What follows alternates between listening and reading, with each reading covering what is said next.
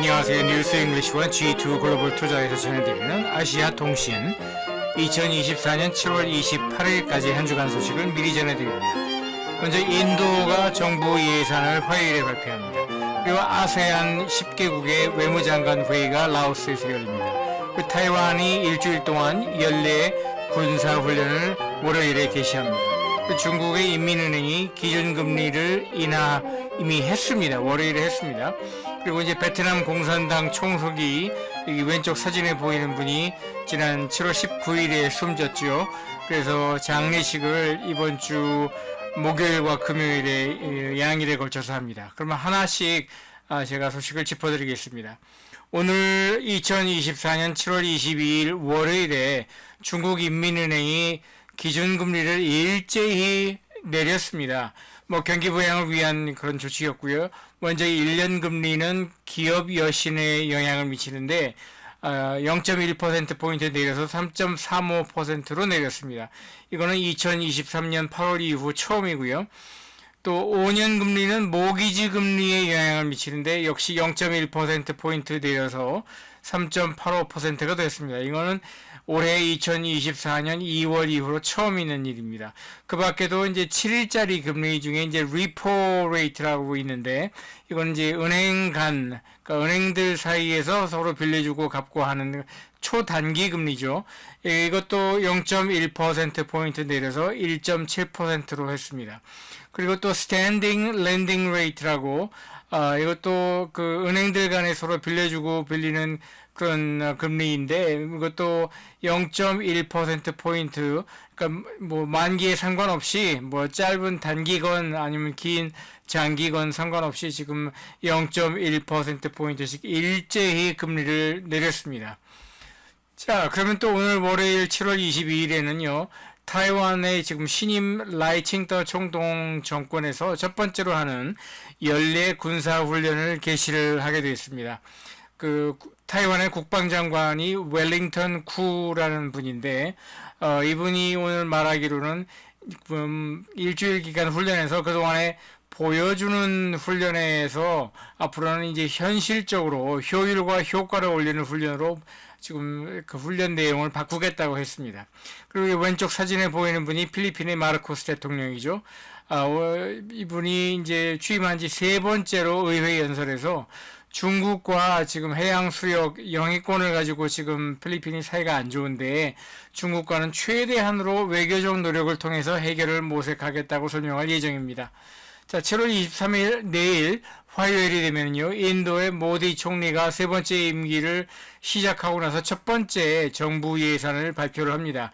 그 예산을 발표하는 분은 여기 왼쪽 사진에서 보이는 니르말라 시타라만이라는 이름의 재무장관입니다. 그래서 이제 2025년 3월 말까지 예산인데 극빈층 복지와 인프라 토목 건설의 비중을 늘리겠다고 발표할 것으로 보입니다. 그리고 이제 인도 같은 경우는 원래 정부의 회계 연도는 4월에 시작해서 그 다음에 3월에 끝나는 게 원칙인데 올해만큼은 지난 6월에 총선이 끝났잖아요. 그래서 지난 4월부터 6월까지는 임시 정부 예산을 했고 그 임시 정부 예산은 지난 2월에 발표한 바 있습니다. 그래서 이제 지금부터 7월부터 내년 3월까지 정부 예산을 새로 발표하는 겁니다. 자, 7월 25일 목요일이 되면요, 라오스 부행티안에서 아세안 10개국 나라들의 외무장관 회의가 열립니다. 이 아세안 10개국들도 보면은 매년 돌아가면서 이 개최 호스트 나라들을 정하는데 올해는 그게 라오스인 모양입니다. 그래서 이미 지난 1월 달에 여기 사진에 보이는 것처럼 그 회의를 한번 했고요. 이번에 이제 2024년에는 라오스에서 하는 두 번째 외무장관 회의가 되겠습니다. 그래서 회의 내용은 남진아에서 중국이 자꾸 영해권을 주장을 하는데 이 아세안 나라들이 그에 공동으로 대응하는 방안을 모색을 한다고 하고요. 그 밖에 또 미국과 중국이 계속 지금 갈등을 계속 키워나가는데 그 갈등에 고래등 사이에 낀 새우처럼 이 아세안 10개국 나라들이 어떻게 대응할지도 또 논의한다고 합니다. 또 마지막으로 미얀마라는 그 아세안 회원국의 나라에서 지금 전국이 굉장히 불안하거든요. 뭐 불안하지 꽤 오래됐죠. 군부가 지금 집권한 지 꽤 오래됐는데 그 미얀마를 어떻게 도와줄 수 있을지 그것도 의논을 한다고 합니다. 밖에 제가 관심 있게 지켜보는 기업들 가운데 7월 25일 목요일에 분기 실적을 발표하는 기업은 일본 기업들 가운데 반도체 기업이죠. 르네사스 그리고 캐논이 있습니다. 자, 그리고 이제 7월 26일 금요일이 되면요. 7월 19일에 지난주 7월 19일에 80세로 숨진 베트남 공산당 총서기, 그러니까 베트남 정치 권력 서열 1위입니다. 중국의 시진핑과 같은 그런 존재죠. 국가 주석이면서 공산당의 총서기를 하는 웬푸짱, 이게 써 있는 대로 읽으면 응구엔푸트롱이라고 읽기 쉬운데 베트남 말로 발음을 하면 웬푸짱이라고 하는 게 맞다고 합니다. 아무튼 이분이 그 5일장을 치러서 장례식을 7월 25일과 7월 26일 양일에 걸쳐서 합니다.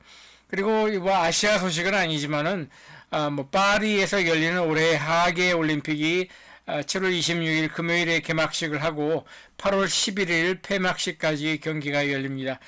파리 명소에서 경기를 치르게 되는데 그 베르사유 궁전에서 승마 대회를 한다든지 뭐 에펠탑 아래에서 비치 발리볼을 한다든지 이런 식으로 그 파리 시내에 있는 유적지나 뭐 명소에서 경기를 치른다고 합니다. 자, 여기까지 이번 주 아시아 통신 소식을 전해드렸고요. G2 글로벌 투자와 뉴스 잉글리시에서 전해드리는 세계 각국의 다양한 소식을 오른쪽에 보이는 것처럼 또 다양한 소셜 미디어 채널로 제가 동영상을 공급을 하고 있으니까 여러분들에게 도움이 되고 저에게도 큰 힘이 되는 이 채널을 널리 알려주시면 대단히 고맙겠습니다. 그럼 다음 주에 또 뵙겠습니다.